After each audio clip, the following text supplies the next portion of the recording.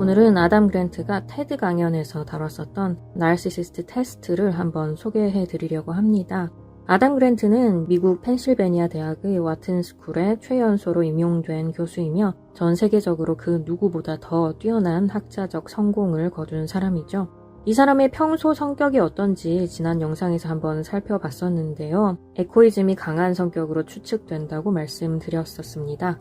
택시를 탔을 때 아무리 추워도 기사분께 에어컨 꺼달라는 말도 잘 못하고 누가 내 발을 밟아도 내 발보다는 오히려 그 사람 감정을 걱정하는 에코이즘 특유의 나보다 남을 더 생각하는 그런 성격을 가진 분이에요.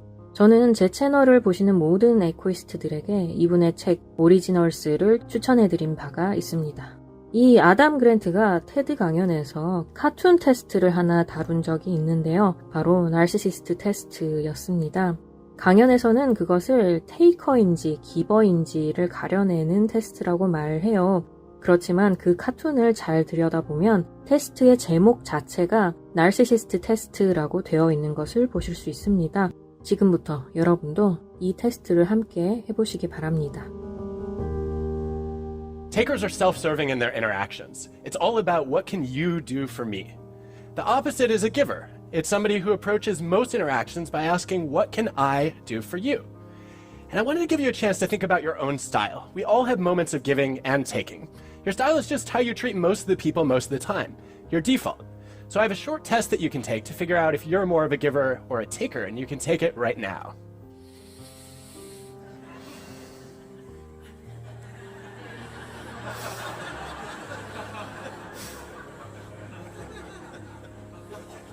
This is the only thing I will say today that has no data behind it, but I am convinced the longer it takes you to laugh at this cartoon, the more worried we should be that you're a taker. Of course, not all takers are narcissists. Some are just givers who got burned one too many times. And then there's another kind of taker that we won't be addressing today, and that's called a psychopath. I was curious, though, about how common these extremes are, and so I surveyed over 30,000 people across industries around the world's cultures. And I found that most people are right in the middle between giving and taking. They choose this third style called matching. 여러분은 카툰을 보고 웃음을 짓기까지 시간이 얼마나 걸리셨나요? 물론 아담 그랜트는 이 테스트를 뒷받침할 만한 자료는 없다고 말합니다. 그러면서도 다음과 같이 확신하죠. 이 카툰을 보고 웃는 데에 시간이 많이 걸릴수록 나르시시스트일 확률이 높을 것이다 라고 말이에요. 만일 여러분 중에 카툰을 보고 의미를 파악하자마자 바로 웃은 사람이 있다면 그 사람은 나르시시스트일 확률이 아주 낮다고 보시면 됩니다. 그런데 만일 이 카툰을 보고 웃음을 짓기까지 시간이 오래 걸렸거나 아예 웃지 못하고 있다면 그 사람은 나르시시스트일 확률이 높다는 거예요. 물론 나르시시스트가 뭔지 모르는 사람들도 웃기는 힘들겠죠. 최소한 나르시시스트가 뭔지 아는 사람들에 한해 적용해 볼 수 있는 테스트인 것 같습니다.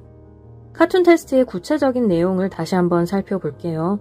두 개의 문항이 있었는데요. 첫 번째 문항의 내용은 다음과 같습니다. 잠시 동안 당신 자신에 대해 생각해 보세요.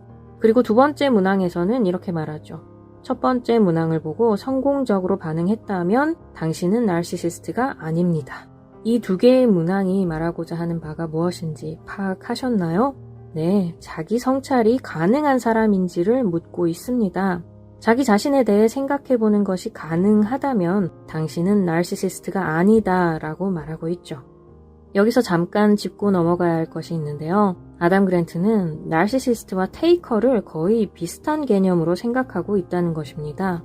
테이커는 말 그대로 뺏는 사람, 기버는 베푸는 사람이라고 해석할 수 있는데요. 기버와 테이커에 대한 좀 더 자세한 내용은 제 채널의 착하지만 성공하는 사람들의 특징 영상을 참고해 주시기 바랍니다. 어쨌든 아담 그랜트가 이 카툰 테스트를 통해 우리에게 말하고 싶었던 것은 아마 테이커나 나르시시스트나 똑같이 자기 자신을 돌아보는 능력이 없다라는 것이겠죠.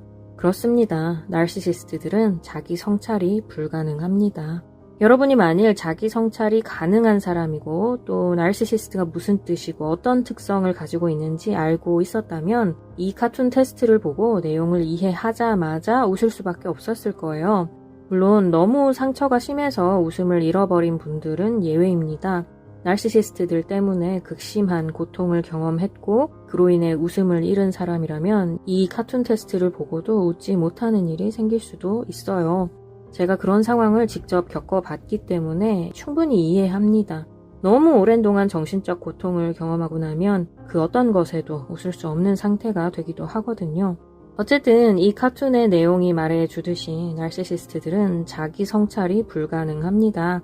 나르시시스트와의 관계 때문에 고생해본 분들은 아실 거예요. 이들이 얼마나 자기 자신을 들여다보지 못하는지, 얼마나 진절머리나게 남탓만 해대는지, 또 얼마나 교묘하게 자기 잘못을 남에게 덮어씌우고 뻔뻔하게 죄 없는 타인을 향해 삿대질을 해대는지, 자신의 잘못에 대해서는 티끌만큼도 인정하지 않으면서 남들의 잘못에 대해서는 피도 눈물도 없이 잔인하게 달려들어 공격하는 이들의 모습에 피해자들은 정말 구역질이 날 지경입니다.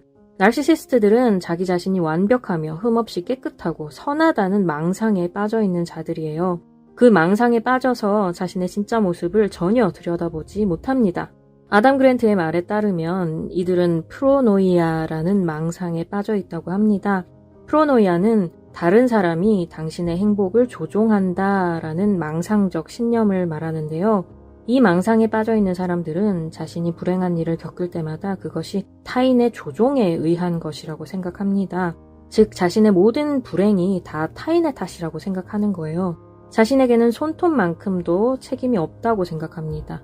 자기가 무언가를 잘못했을 수도 있고 그로 인해 불행한 결과가 나왔을 수도 있다는 생각 자체를 못하는 거예요. 아무리 똑같은 문제가 반복해서 일어나도 스스로를 돌아보고 변화하고 발전하는 일은 없습니다. 나르시시스트들이 아무리 세월이 흘러도 정서적으로 전혀 발전하지 못하는 이유가 여기에 있죠. 반면에 나르시시스트에게 잘 당하는 사람들인 에코이스트들은 어떤가요? 아담 그랜트는 말합니다. 기버들이 가진 위대한 점은 바로 그들의 생각이 망상이 아니라는 데에 있다고. 그가 테이커를 나르시시스트와 비슷한 개념으로 말하고 있기 때문에 테이커와 완전히 반대되는 개념인 이 기버는 에코이스트와 비슷한 개념이라고 생각해도 별 문제는 없다고 봅니다. 아담 그랜트가 말한 것처럼 기버들은 망상이 아닌 진실을 보는 사람들입니다. 바로 이 점이 위대하다는 것이죠. 에코이스트들은 자신이 완벽하다는 망상에 빠져있지 않습니다. 자신이 얼마든지 틀릴 수 있고 실수할 수 있고 변화되어야 할 부분이 있다는 것을 인정하는 사람들이에요. 바로 자기 성찰 능력을 가진 사람들이죠.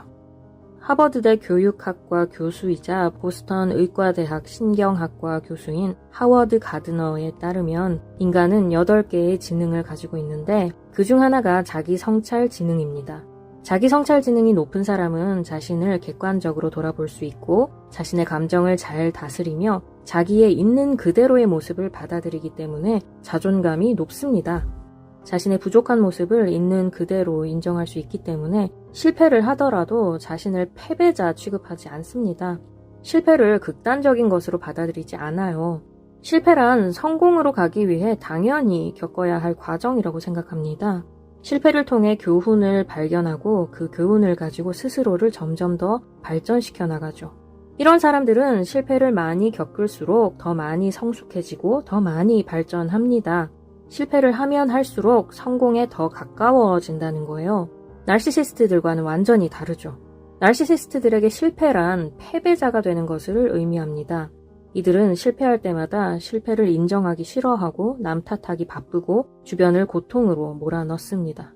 당연히 실패를 겪으면 겪을수록 성공에서 더더욱 멀어질 수밖에 없겠죠. 제 채널을 통해 빨리 정신을 좀 차렸으면 좋겠네요.